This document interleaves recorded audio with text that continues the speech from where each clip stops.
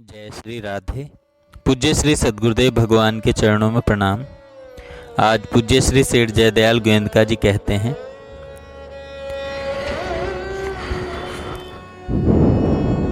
हमें इस प्रकार का भाव करना चाहिए कि भगवान हमारे सामने आकाश में खड़े हैं और वे हमसे कह रहे हैं, अहम त्वा सर्व पापेभ्यो मोक्षयिष्यामि मा शुचः। मैं तुझे सब पापों से मुक्त कर दूंगा, तू शोक मत कर। जो बात अर्जुन के लिए कही वही हम सबके लिए है। हमारे मन में यह भाव पैदा होता है कि हम बड़े पापी हैं, नीच हैं। भगवान कहते हैं, मैं सारे पापों से मुक्त कर दूंगा। भगवान की कृपा के सन्मुख पाप कोई बड़ी चीज नहीं है। हम बराबर इस प्रकार की भावना करते रहें कि भगवान हमारे सामने खड़े हैं और कह रहे हैं, शोक मत कर, मैं तुमको सब पापों से मुक्त कर दूंगा।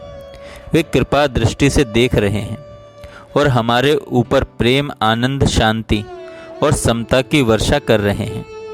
उनके गुण हमारे रोम रोम में प्रवेश कर रहे हैं, जिससे हमें रोमांच हो रहा है और रोमांच होते होते प्रत्येक रोम रोम से राम राम की ध्वनि निकल रही है। रग रग बोले राम जी, रोम रोम रंकार, सहज ही ध्वनि होत है, कहे कबीर विचार। जिस प्रकार हनुमान जी के प्रत्येक रोम रोम में राम राम रम रहा था, उसी प्रकार हम भावना करें कि हमारे शरीर में जो 3.5 करोड़ रोम हैं, उन सब से राम राम का जप हो रहा है। यह बड़े ऊंचे दर्जे का भजन है। हमारा लक्ष्य इस प्रकार का होना ही भजन है। हमें इस प्रकार की साधना करनी चाहिए। आहा, देखो कैसा आनंद और कैसी शांति है। भगवान की दया का स्रोत बह रहा है, मानो हमें प्रेम के सागर में ही डुबो दिया हो। कैसी ज्ञान की दीप्ति हो रही है। यह कैसा ज्ञान है, चिन्मय है। इस प्रकार सगुण निराकार परमात्मा के गुणों को बारंबार याद करके साधक मुग्ध होता रहे।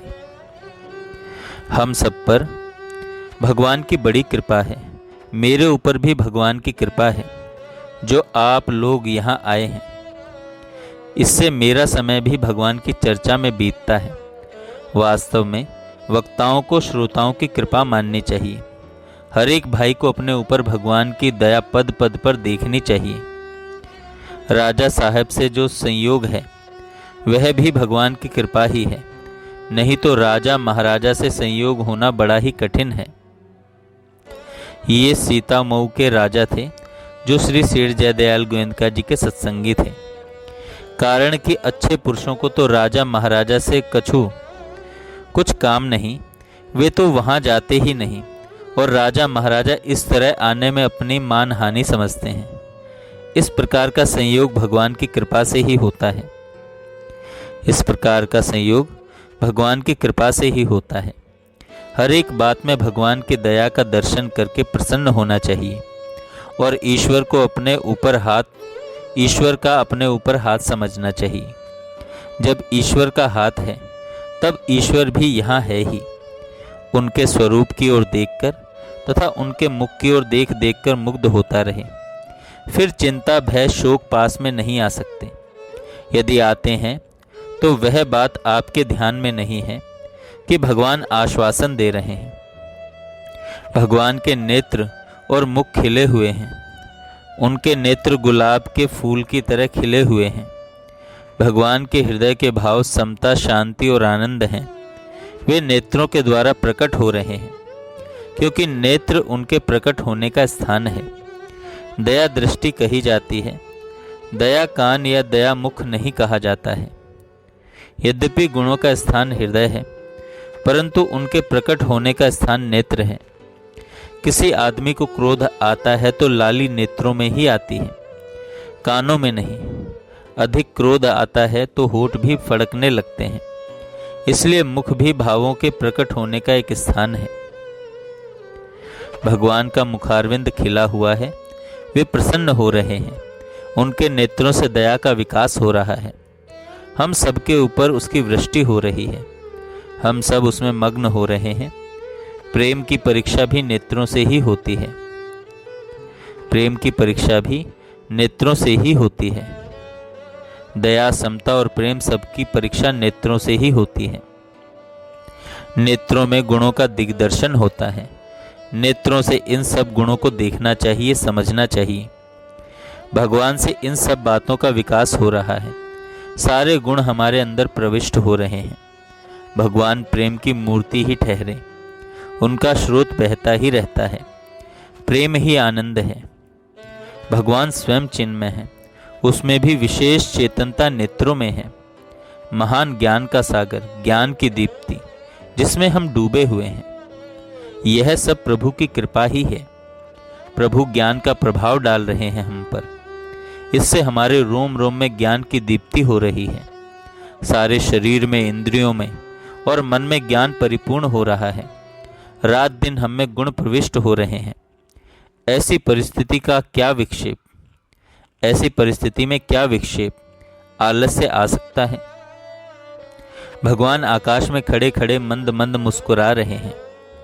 हमें हर समय इसी तरह समझते रहना चाहिए, फिर आपकी अवस्था और आपका जीवन बदल जाएगा। जो कुछ उच्चारण होता है, कहा जाता है, व्याख्यान हो रहा है, यह भी ईश्वर की दया ही है। यदि उनकी दया न हो तो ऐसी स्फूर्णा ही नहीं हो। यदि अपने हाथ की बात हो तो खूब बढ़िया बढ़िया बातें कहें, किंतु सब पराधीनता है। यदि कोई वक्ता ऐसा मान लेता है कि सब गुण मेरे में हैं, तो वह निरा मूर्ख है। उसको ईश्वर के तत्व का ज्ञान ही नहीं है। भगवान उसके ऐसी थप्पड़ मारते हैं कि वह सब भूल जाता है, कि वह सब भूल जाता है। प्रभु के आगे की हुई प्रार्थना नष्ट नहीं होती। बीज डालकर उसकी प्रतीक्षा करनी चाहिए। जब जड़ पृथ्वी भी बीज को अपने पेट में नहीं रखती, तो क्या भगवान रख सकते हैं? हमारे हृदय में जो भाव पैदा होते हैं, वह भी भगवान की कृपा है। हमें प्रभु पर निर्भर रहना चाहिए। हमें प्रभु पर निर्भर रहना चाहिए। जय Shri Radhe. Narayan Narayan Narayan Shriman Narayan Narayan Narayan Shriman Narayan Narayan Narayan Shriman Narayan Shriman Narayan Narayan Narayan Shriman Narayan Shriman Narayan Narayan Narayan Shriman Narayan Shriman Narayan Narayan Narayan Shriman Narayan Narayan Narayan Narayan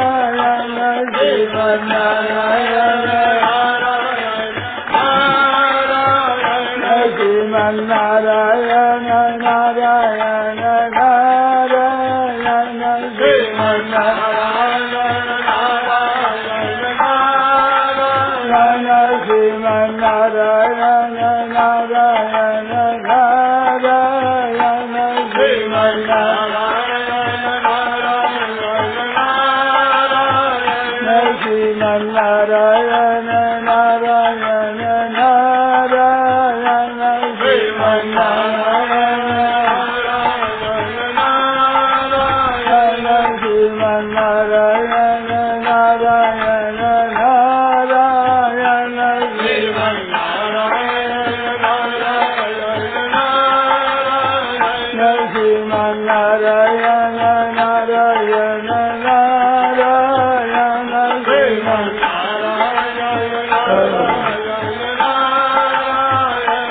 Shriman Narayan Narayan Narayan Shriman Narayan Shriman Narayan Narayan Narayan Shriman Narayan Shriman Narayan Narayan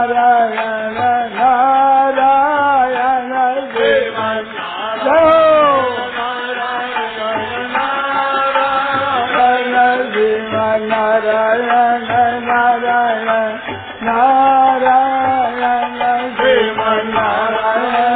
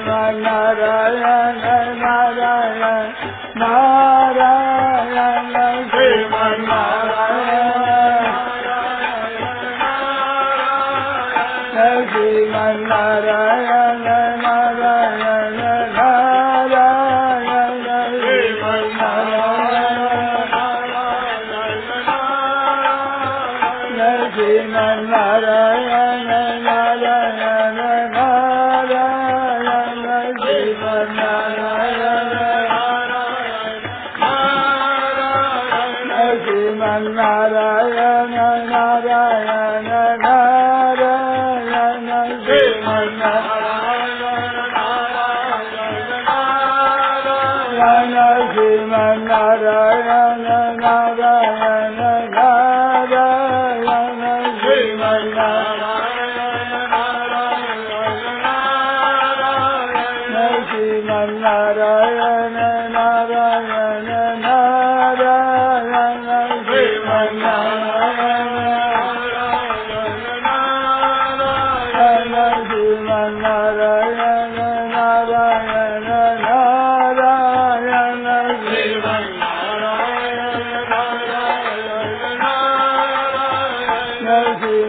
Narayana Narayana Narayana Sriman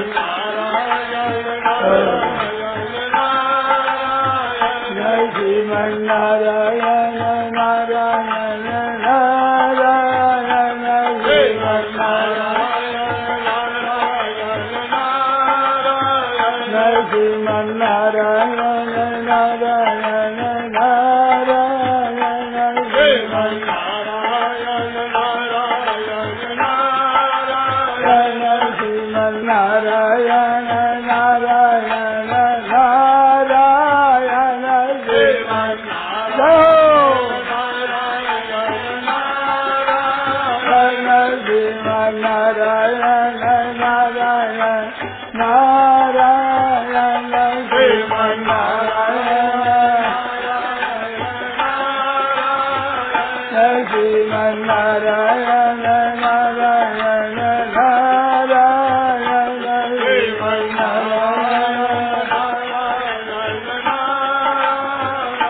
Sriman Narayana Narayana Narayana Sriman Sriman Narayana Narayana Narayana Sriman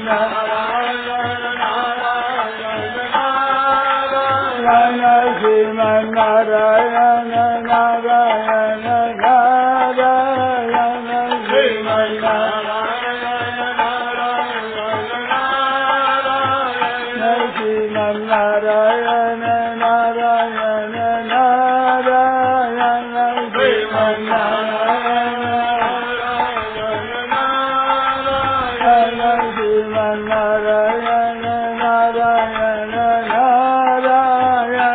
Sriman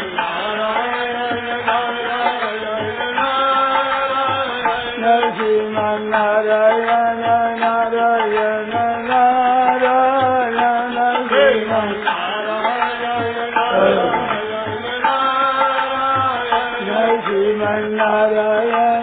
Narayana Narayana Sriman Sriman Narayana Narayana Narayana Sriman